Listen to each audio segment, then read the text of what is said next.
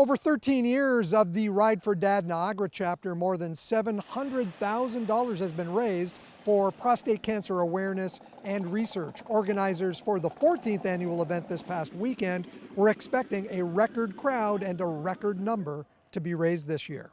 Every year it has increased in popularity because of the cost. I mean, the target audience that Ride for Dad reaches are those that ride motorcycles, and they're of the age where they should be checked for prostate cancer. So to date we've had just over 2,200 riders, and today is starting off as a banner day. We've had 100 pre-registered, and they're just rolling in steady. So I think we're going to have our best year yet this year. Locally, our chapter has raised $703,000. And that money we raise locally stays in the Niagara region for awareness, which it would be the billboard campaigns, the newspaper campaigns, to drive people to get checked. And the other, we're excited lately, is we give the money when we first started off to the Walker Family Cancer Center to get them going.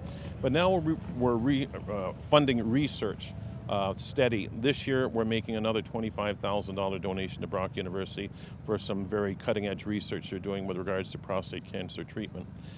Nationally, this ride is in its 24th year, and they've given over $39 million to research initiatives across the country.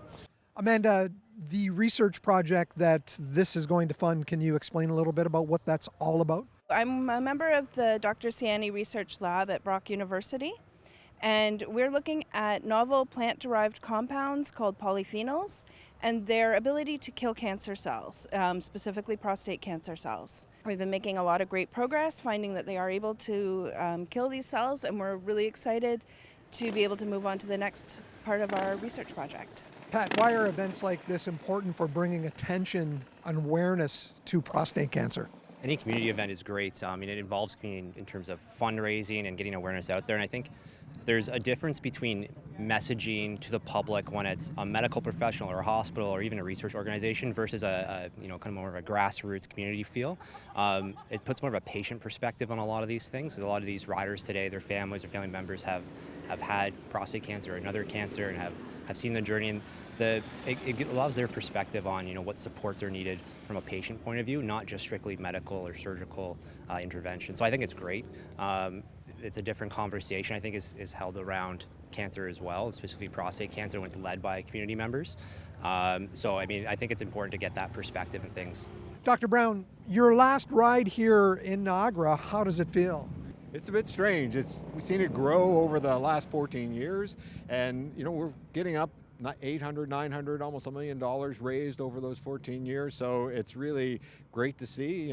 Got tapped on my shoulder when this was just an idea, and we started building, and here we are, tons of volunteers, tons of interest, beautiful sunny day. It's a great way to be on our last ride. When you put things together, your career as a urologist and, a bunch of guys coming out one day a year on this bike ride, these motorcycles, did you ever think that those two things would have fit together early on in your career? It's an interesting idea that started out of Ottawa, and it really does fit, because motorcycles are really that middle age and older group, and they're interested. They're the target audience for prostate cancer, because that's when men start to need to be checked at 50 years and above. And so it matches very well, and it was very clever thinking. It started from Ottawa, it spread across the country, and been a very successful fundraiser, but the goal is getting people to think about it. So it's all about education, and it's also about research and trying to get new ideas about how we treat and manage prostate cancer. And we've done some of that here with Brock. We've done some of that working with our radiation oncology colleagues. And so we've contributed to the world of prostate cancer from little old Niagara, which I think is a fantastic thing.